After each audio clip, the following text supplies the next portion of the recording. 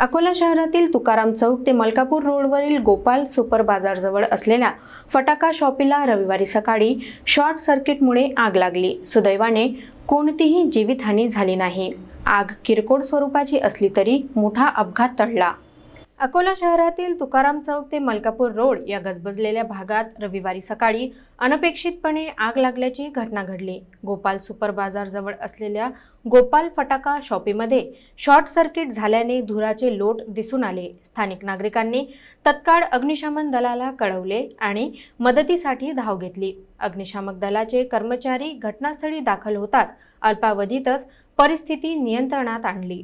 आगीचे स्वरूप किरकोळ असले तरी फटाक्यांच्या दुकानात आग लागल्याने परिसरात काही काळ तणावाचे वातावरण निर्माण झाले होते। सुदैवाने वेळेवर उपाययोजना झाल्याने कोणतीही जीवितहानी किंवा मोठे नुकसान झाले नाही। प्राथमिक तपासानुसार ही आग शॉर्ट सर्किटमुळे लागल्याचे समोर आले आहे।